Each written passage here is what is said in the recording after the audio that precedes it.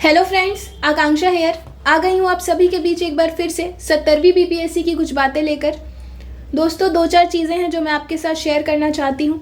और एक बात ये, जो बापू सभागार में पेपर कैंसिल होगा, ये जो अभी तक इनसाइड न्यूज़ आई है, अगर ऐसा होता है तो क्या होता है, इस पर भी बात करेंगे हम, है ना। और जहाँ तक लोग हैं जो कह रहे हैं कि सत्याग्रह करना है और हम जो है रिक्वेस्ट करेंगे एक बार फिर से, 18 दिसंबर की बात हो रही है, इसके बारे में भी एक बार विस्तार पूर्वक हम बात करेंगे ज़रूर। देखिए दोस्तों, पहली चीज़ जो है वो मैं आपको इन्फॉर्म करना चाहती हूँ कि ईओयू ने जो है अपनी रिपोर्ट बनाई है। ये एक स्पेक्यूलेशन है, अभी तक इसकी पुष्टि मैं नहीं करती हूँ क्योंकि अभी फाइनल रिपोर्ट जो है वो आई नहीं है। ये स्पेक्यूलेशंस ही हैं सिर्फ, ठीक है। तो ईओयू ने 3 कोचिंग माफियाज का नाम जो है वो लिया है, जिनकी वजह से ये प्रॉब्लम्स जो सारी हैं वो क्रिएट हो रही हैं और इनके ऊपर जो है वो कार्यवाही की जाएगी। लेकिन अभी तक किसी भी कोचिंग माफिया का नाम ऑफिशियली सामने नहीं आया है, ठीक है, ना ही इनकी फाइनल जो रिपोर्ट है वो सबमिट की गई है। तो अभी हम मानेंगे कि ये सिर्फ बातें हैं, स्पेक्यूलेशन है, इस पर ज़्यादा अभी विश्वास नहीं करना है। लेकिन अगर ऐसा कोई ऑफिशियल रिपोर्ट आ जाता है, ऑफिशियली अगर ये कह दिया जाता है, तो मैं आपको ज़रूर बताऊँगी। दूसरी चीज़ जो है, डीएम सर जो हैं जिन्होंने थप्पड़ मारा था एक अभ्यर्थी को, उनके ऊपर भी कार्यवाही हो रही है, जैसा कि आप सभी को पता होगा। एनएचआरसी जो है, हमारी प्यारी NHRC, national human rights commission of India, उनके पास जो है ये कंप्लेंट कर दी गई है। अब जो भी कार्यवाही होगी, जैसा भी होगा, वो मैं आपको बताऊंगी। तो ये 2 चीज़ें रही। तीसरी बात, अगर बापू परीक्षा परिसर का ही सिर्फ कैंसिल होता है एग्जामिनेशन, है ना, तो हम ये सोच रहे हैं कि उनको बेनिफिट मिल जाएगा, उनको पता रहेगा कि क्या पैटर्न है, राइट। लेकिन ऐसा बिल्कुल गलत होगा सोचना, उनके लिए भी और हमारे लिए भी। इसके पीछे अगर कुछ है तो वो है सिर्फ एक स्कैम। मैं बताती हूँ कैसे। 66 बीपीएससी में भी ना ऐसा ही हुआ था। आप सभी को पता होगा कि औरंगाबाद में एक सेंटर का जो है एग्जामिनेशन कैंसिल किया गया, उनका फिर से री एग्ज़ाम हुआ। और सच यही है कि वहाँ से 0 सिलेक्शन हुआ प्रीलिम्स में। मैं फाइनल सिलेक्शन की तो बात ही नहीं कर रही हूँ, सिलेक्शन भी जो प्रीलिम्स में हुआ वो 0 था। तो आप समझ जाइए कि ये कितना बड़ा स्कैम है। अगर आप सोच रहे हैं कि हमें पेपर का पैटर्न पता है और हम पेपर दे देंगे, तो जी नहीं, ये बस जो स्कैम किया गया है उसको छुपाने के लिए सिर्फ ये चीज़ें की जा रही हैं, ठीक है। एक और बात कि अगर बापू परीक्षा परिसर में फिर से एग्ज़ाम कराया जाता है और वो सेम पैटर्न पे होता है, तो हमारे पास 2 सेट हो जाएगा, है ना। एक सेट ए जो बाकी बच्चों ने दिया है, एक सेट बी जो बापू परीक्षा केंद्र के जो बच्चे हैं वो देंगे, ठीक। तो पहली चीज़ तो ये होगी कि इनका कट ऑफ अलग आ जाएगा, इनका कट ऑफ अलग हो जाएगा, ठीक। लेकिन अगर ऐसा नहीं हुआ, मान लीजिए कि इन सब का जो एवरेज है वो 100 नंबर आ रहा है और इन सब का जो एवरेज है वो 90 नंबर आ रहा है, ठीक है ना, तो इनका मार्क्स ऐसे ही बढ़ा दिया जाएगा और बाकी सबका मार्क्स जो है वो घटा दिया जाएगा इक्वेट करने के लिए, और इसी को बोलते हैं नॉर्मलाइजेशन, ठीक। ये मान लिया जाएगा कि इनका सेट जो है वो डिफ़िकल्ट था और इनका जो सेट है वो ईजी था, तो इनको 10 नंबर बढ़ा दिया जाएगा, इनका कुछ नंबर घटा दिया जाएगा, मतलब कुछ नंबर इनका बढ़ेगा और इनका कुछ नंबर घटेगा इक्वेट करने के लिए। आप समझ रहे हो, डिफ़िकल्टी लेवल ये मान लेंगे कि ये ईजी है था और ये डिफ़िकल्ट, ठीक। और इन सब से कोई फ़ायदा नहीं होने वाला है। आपको समझ ही नहीं आएगा कि आपका मार्क्स क्यों घटाया गया, क्यों बढ़ाया गया। जिनको सीट मिलनी है वो मिलेगी ही, क्योंकि जो सीरियस कैंडिडेट्स हैं ना, उन्हीं को सीट मिल रहा है। अब मुझे लग रहा है, आप शुरू से देखो कि इनका क्या स्कैम चल रहा है। पहले इनका सर्वर का इशू आया, ठीक, उसमें इन्होंने किसी की भी नहीं सुनी। फिर नॉर्मलाइजेशन का इशू आया, ठीक है, वो तो दबाव में जो है वो इनको एक सेट जो है रिलीज़ करना पड़ा, नहीं तो क्वेश्चन का अगर आप स्तर देखेंगे, इतना फैक्चुअल डेटा पूछा है। अगर 3 सेट्स में होता तो पक्का ही नॉर्मलाइजेशन होता, ठीक। बुकलेट सीरीज भी आप देख लीजिए, ABCDEFGH तक गया हुआ है, तो नॉर्मलाइजेशन तो होने ही वाला था। लेकिन क्योंकि आंदोलन हो गया, इतना दबाव बना, तो इन्होंने नॉर्मलाइजेशन को कैंसिल किया, वरना ये करते ही और करने ही वाले थे। और अभी भी बापू सभागार में क्या होने वाला उनका जब एग्जामिनेशन होगा वो हमें नहीं पता है कि किस बेसिस पे उनका कट ऑफ डिसाइड होगा, किस बेसिस पे हमारा कट ऑफ डिसाइड होगा, है ना, और या फिर नॉर्मलाइजेशन करेंगे, किस बेसिस पे नॉर्मलाइज करेंगे, ठीक। और जितने भी बापू सभागार के बच्चे हैं, मैं आपको एक बात बता देती हूँ, 66 बीपीएससी में सेम बातें हुई हैं। और औरंगाबाद में आप पता कर सकते हो, वहाँ के एक सेंटर का पेपर कैंसिल हुआ, री एग्ज़ाम हुआ, वहाँ पे 0 सिलेक्शन हुआ है प्रीलिम्स में, ठीक, क्योंकि ये सब स्कैम के अंडर ही किया गया और अभी भी किया जा रहा है। तो पहली बात सर्वर इशू हुआ, ठीक। लेट फाइन लेकर इन्होंने किसी को भी फॉर्म फिर से सबमिट नहीं करने दिया, जबकि हर बार ऐसा होता था कि लेट फाइन लेते थे, फॉर्म सबमिशन का 2-3 दिन ज़्यादा मिलता था। फिर नॉर्मलाइजेशन का इशू हुआ, बीच में रीओपन का इशू हुआ, ठीक, बच्चे कोर्ट गए, उसका भी कुछ नहीं हुआ, ठीक। उसके बाद जो है अभी पेपर लीक का इशू आ गया, जिसमें बच्चों को ही क्रिमिनल बता रहे हैं ये लोग, ठीक है ना। अब क्या है, री एग्ज़ाम करवाना है इनको, तो वो सिर्फ एक सेंटर पे एग्ज़ाम कराएंगे, लेकिन वो कुछ भी करके डेट एक्सटेंड नहीं करने वाले हैं, कुछ भी करके पेपर कैंसिल नहीं करने वाले हैं। अब आप समझिए कि इतनी चीज़ें जो हुई हैं सीरीज़ में, वो क्यों हो रहा है। एक बात होती है ना कि आप बच्चों का विश्वास बना के चलो तो आयोग के ऊपर प्रश्न चिन्ह लगेगा ही नहीं, लेकिन आपके ऊपर तो विश्वास कर ही नहीं पा रहे लोग। अब तो हम माननीय अतुल प्रसाद सर जो हैं उनको भगवान मान रहे हैं, क्योंकि उनके आने के बाद सही तरीके से एग्ज़ाम कंडक्ट कराया गया फेयर वे में और टाइमली सारी चीज़ें हुई हैं। लेकिन आपने तो बच्चों का विश्वास ही खो दिया है, और आपको इतने मौके मिल रहे हैं कि आप हमारा जो विश्वास है फिर से उसको गेन कर सकते हो। हम फिर से आप पे विश्वास करेंगे, हमें लगेगा कि हाँ चलो अब हमारे हित की बात हो रही है, हम फिर से आप पे विश्वास करेंगे। लेकिन आपको तो वो चांस मिल रहा है, लेकिन आपको तो कोई मतलब ही नहीं है, क्योंकि आपको तो करना है स्कैम, है ना। ये तो पूरी तरीके से एक स्कैम हो रहा है हमारे सामने, क्योंकि आपको तो करना है स्कैम। ये तो सामने से दिख रहा है ना कि स्कैम हो रहा है। और एक बात, मैं एक और चीज़ आपको कहना चाहती हूँ कि जो सीसीटीवी का फुटेज दिखाया गया है उसमें ये दिखा रहे हैं कि बच्चों ने हंगामा किया, ठीक, मैं मानती हूँ कि बच्चों ने हंगामा किया, लेकिन क्या आपने वो फुटेज दिखाया जिसमें बच्चों को 2:30 बजे तक क्वेश्चन पेपर नहीं मिला है कहीं कहीं? क्या आपने वो फुटेज दिखाया कि जब 12:30 बज गया था, 1 बज गया था, तब तक बच्चे चुपचाप बैठे हुए थे और आपसे रिक्वेस्ट कर रहे थे कि प्लीज़ हमें क्वेश्चन पेपर दे दो? आपने तो वो फुटेज नहीं दिखाया है।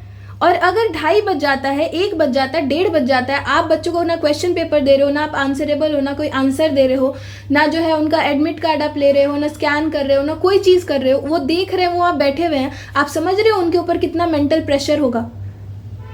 तो आप तो बस दिखा रहे हो कि आउटकम क्या था, उन्होंने एक्शन क्या लिया, उनका रिएक्शन क्या था, बट आपने अपना एक्शन तो नहीं दिखाया कि हाँ हम यहाँ पे मिसकंडक्ट हमसे हुआ है। बच्चा जाएगा, वो किस मेंटल परिस्थिति होगी, उसकी क्या मानसिक स्थिति होगी, किस मेंटल स्टेट में होगा कि बच्चा जा रहा है पेपर देने के लिए कि हाँ मुझे 12 से 2 के बीच में पेपर देना है ना। और आप 2:30 बजे तक अगर उस बच्चे को क्वेश्चन पेपर नहीं दे रहे हो तो क्या उसका बोलने का अधिकार भी नहीं है? उसके बाद आप उस पर एक्शन ले रहे हो। क्रिमिनल हम नहीं है, आप हो क्रिमिनल। आप थप्पड़ मारो बच्चों को, आप खुद को तमाचा मारो कि आप मिसकंडक्ट कर रहे हो। आपको 288 क्वेश्चन पेपर सेंड करना था, एक बॉक्स में आपने सिर्फ 192 किया है, तो बाकी सारे क्वेश्चन पेपर गए कहाँ भाई? आप खुद को तमाचा मारो ना कि आपकी वजह से बच्चों की जो है मानसिक प्रताड़ना हुई है। मेंटल हरासमेंट तो हमारा हो रहा है शुरू से, कभी सर्वर डाउन हो रहा है, कभी रीओपन कराने का मुद्दा हो रहा है, अब पेपर लीक हो गया, नॉर्मलाइजेशन का मुद्दा हो गया। आप पता नहीं कितने सारे कोचिंग माफिया से कर लेते हो मीटिंग, उसके बाद हमारे लिए आप जो है डिसीजन ले लेते हो। हमें क्या करना है, हमारी बात तो आप सुन ही नहीं रहे हो, फिर आप उस रिएक्शन को गलत बताते हो। जो 6 तारीख को भी आंदोलन हुआ था ना, 6 दिसंबर को, वो क्यों हुआ था? बच्चे आक्रोशित हुए क्यों? पहली बात तो ना बच्चों ने वायलेंस किया, ना बच्चों ने किसी पब्लिक प्रॉपर्टी ना प्राइवेट प्रॉपर्टी को हार्म किया, ठीक, बच्चे बस अपनी मांग लेकर गए थे। लेकिन उसके पहले 2 दिसंबर को, मैं तो कहूंगी 4 नवंबर से ही, क्या बच्चे शांतिपूर्ण तरीके से अपनी मांगे आपके पास रखने नहीं जा रहे थे? लेकिन आप उनकी मांग नहीं सुनते थे। मैं खुद आयोग गई थी, आपने खुद भगाया है हम लोगों को, वो तो मैंने खुद देखा है। 2 दिसंबर को भी हमने मिलने की कोशिश की, आपने खुद भगाया है। तो क्या आपकी गलतियां नहीं है? और आपको लगता है कि लोग बेवकूफ़ हैं, आप तानाशाही कर रहे हो, हम आपकी बात सुने। लेकिन मैं सच बता रही हूँ, आप जो स्कैम कर रहे हो ना, आयोग को मैं बोल रही हूँ, वो अब सबके सामने है। और आप अगर नहीं कर रहे हो ना स्कैम, तो काइंडली आप हमारे हित में डिसीजन लीजिए ताकि हम आप पे विश्वास कर सकें। सबसे बड़ी चीज़ है ये चीज़ें जो हुई है ना, सिर्फ बिहार में ही नहीं, पूरे इंडिया में जो है बीपीएससी से सबका विश्वास उठ चुका है। आपने जो विश्वास आपने बनाया था, अतुल प्रसाद सर ने जो क्रिएट किया था ना विश्वास हमारे दिलों में, बाकी सबके दिलों में, कि ऑल ओवर इंडिया से बच्चे आके यहाँ पे एग्जाम लेते थे, चाहे वो बीपीएससी टीआरई का पेपर हो, चाहे कोई भी पेपर आपने कंडक्ट कराया हो, चाहे वो बीपीएससी 70वीं हो, आपने सारा विश्वास खो दिया है और आप पे एक बहुत बड़ा क्वेश्चन मार्क लग चुका है, ठीक है ना। तो बात बस इतनी सी है कि जो लोग भी ये सोच रहे हैं कि हाँ हम बापू सभागार वाले हैं या उनका एग्जाम हो जाएगा तो मेरा पेपर बहुत अच्छा, काफ़ी सारे बच्चे जो मुझे बता रहे थे कि मेरा 117 स्कोर आ रहा है, मेरा तो 120 स्कोर आ रहा है, मेरा 110 स्कोर आ रहा है, तो मैं आपको बता दूं कि आपका स्कोर आंसर के आने के बाद इतना डाउन होने वाला है ना, आप सोच भी नहीं सकते। ठीक, और जिनके पास भी, मैं कहती हूँ अगर ऐसे 1000 लोग भी हैं, अगर पेपर लीक हुआ है, अगर उनके पास आंसर शीट थी, अगर उनका OMR उन्होंने भरा है आंसर्स देखकर, या किसी और ने फिल किया, जो एक वीडियो जो सर्कुलेट हो रहा था, हालांकि मैं उसकी पुष्टि नहीं करती हूँ, लेकिन 1% के लिए भी पेपर लीक हुआ है ना अगर, तो ये 1000 बच्चे तो पहले ही सीट लेके जाएंगे। और मैं ये बहुत छोटा सा आंकड़ा बता रही हूँ आपको, समझ रहे हो आप?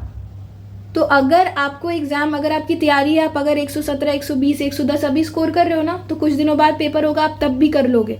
लेकिन अभी भी साथ आओ, ठीक है? अभी भी चुपचाप बैठे रहोगे, कुछ भी नहीं होने वाला। तुम्हारी ये जो मेहनत है ना 120 वाली, वो रखी की रखी रह जाएगी, क्योंकि जिनके पास जो आंसर्स पहले से हैं और वो OMR में उसको लगा के आए ना, तो वो पहले ही आपसे रेस में आ गए हैं। तो आपको खुश होना है, खुश हो लो, फिर रिजल्ट आएगा, आपको डिसअपॉइंटमेंट ही मिलने वाली है।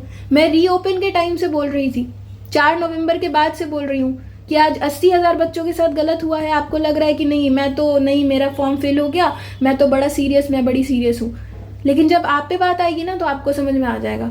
फिर नॉर्मलाइजेशन का मुद्दा आया, फिर हम सब पे बात आई, फिर समझ में आ गया। अब देखो कितना बड़ा स्कैम हुआ है। अगर उसी समय हम लोग यूनाइटेड खड़े होते ना, तो चीज़ें इतनी आगे बढ़ती ही नहीं। ये जो है पेपर का डेट अब नहीं आगे बढ़ाएंगे, जो इनसाइड न्यूज़ है मैं आपको दे चुकी हूँ, ठीक है? कोई मिरेकल ही होगा कि अब शाम को ऐसा कोई नोटिस आएगा कि पेपर कैंसिल हो गया। लेकिन as far as I know, जहाँ तक मुझे अभी इनसाइड न्यूज़ पता है, सिर्फ बापू सभागार जो है वहाँ का पेपर कैंसिल होने वाला है। अब वहाँ पे क्या कट ऑफ आएगी, क्या होगा, वो आपको बताएंगे वो लोग, ठीक? लेकिन अभी कहीं से भी ये बात नहीं है कि री एग्ज़ाम होगा, ये कहीं से भी अभी बात नहीं है, ना ही पेपर कैंसिल होने का बात है, ठीक? तो ये इनसाइड न्यूज़ है और आप देख लेना शाम को ऐसा ही कुछ आएगा। कोई मिरेकल हो गया ना, कोई डिवाइन इंटरवेंशन हो गई, तब जाके चीज़ें जो हैं ऐसा हमारे फेवर में आएंगी, नहीं तो अभी तक यही होने वाला है और यही होगा। मेरे हिसाब से अब सही वक्त है कि आप अपनी आवाज़ उठाएं, आप प्रेजेंट हो वहाँ पे, ठीक है? आप घर पे चाहोगे डिजिटल आंदोलन करना तो नहीं होंगी चीज़ें। और रामांशु सर जो हैं, उनका एक इनिशिएटिव है जो मुझे बहुत अच्छा लगा, मैं आपको बताना चाहती हूँ कि फाइट फॉर योर राइट शिक्षा सत्याग्रह 70वीं BPSC फिर से हो, ठीक? कहाँ आना है आपको मैं बता रही हूँ कि 18 दिसंबर 2024 10 बजे, स्थान गर्दनी बाग पटना, छात्र एकता जिंदाबाद। यानी आपका लोकेशन क्या होगा? गर्दनी बाग पटना। डेट क्या रहेगा? 18 दिसंबर 2024 और टाइम क्या रहेगा? 10 बजे। तो मैं यही एक्सपेक्ट करती हूँ आपसे कि आप रामांशु सर का साथ देंगे, और ये काफ़ी अच्छा इनिशिएटिव है उनका, ठीक? यहाँ पे ना तो कोई प्रोटेस्ट हो रहा है, ना कोई वायलेंस हो रहा है। मैं पहले ही बता रही हूँ, हम रिक्वेस्ट करेंगे उनसे कि हमारी बात सुन लो, क्योंकि आंदोलन करने के बाद क्या हुआ वो चीज़ें हम रिपीट नहीं करना चाहते हैं। बाकी आपको क्या लगता है क्या होना चाहिए, आप कमेंट सेक्शन में बता सकते हैं, ठीक है? टेलीग्राम चैनल है, उसका जो डिस्क्रिप्शन बॉक्स है और पिंड कमेंट है, वहाँ पे उसका लिंक दिया है, आप वहाँ पे जाके बता सकते हैं। काफ़ी लोगों को ये कन्फ्यूजन है कि टेलीग्राम चैनल पे बात नहीं होती। जी नहीं, आप उसके डिस्क्रिप्शन में जाइए, वहाँ पे एक ग्रुप है, ग्रुप का आपको लिंक दिया रहेगा, या फिर शाम को 7 बजे के बाद वो ग्रुप का लिंक वहाँ पे दे दिया जाता है। वो ग्रुप ज्वाइन करोगे, आप वहाँ पे आराम से डिस्कशन कर सकते हो। वहाँ पे काफ़ी लोग हैं, काफ़ी अभ्यर्थी हैं, आप उनसे रिव्यू भी ले सकते हो। वहाँ पे सिर्फ आगे क्या करना है फ्यूचर में हमें, और अभी क्या करना है, ये सारी बातें होती हैं। काफ़ी अच्छा माहौल है, सो यू कैन ज्वाइन, ठीक है? बाकी जहाँ तक ये बात है, ये सत्याग्रह है। जैसे हमने अपनी आज़ादी की लड़ाई लड़ी है ना, वही रास्ता अब हम अपनाने वाले हैं। हम सत्याग्रह करने वाले हैं गर्दनी बाग पटना, 18 दिसंबर 2024 10 बजे, ठीक है? रामांशु सर का इनिशिएटिव है ये।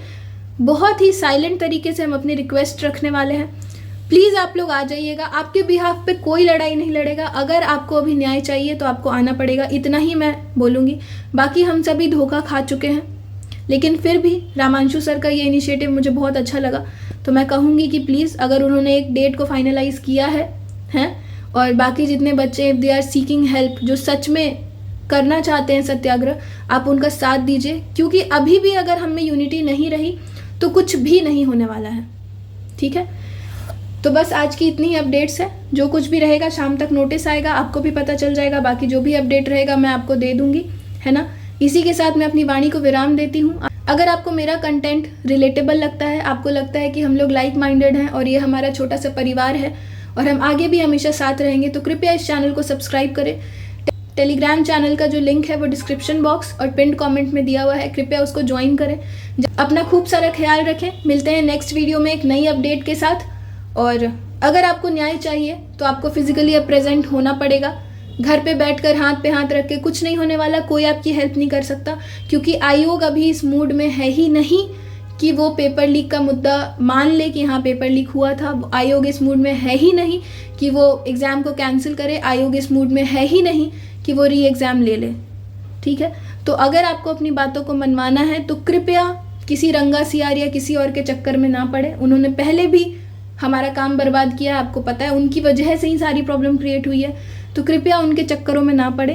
जो सच में हमारे लिए कुछ करना चाहते हैं, हमें न्याय दिलाना चाहते हैं, आप उनके साथ जाएं, बेटर रहेगा। और फिजिकली प्रेजेंट हो। अगर आप फिजिकली प्रेजेंट नहीं होगे, फिर अपडेट लेने के लिए यूट्यूब इधर उधर घूमोगे, कोई फ़ायदा नहीं है, कुछ नहीं हो पाएगा। मैं आज ही कह रही हूँ। बाकी अपना खूब सारा ख्याल रखें। मिलते हैं नेक्स्ट वीडियो में नए अपडेट के साथ। जय सिया राम, राधे राधे।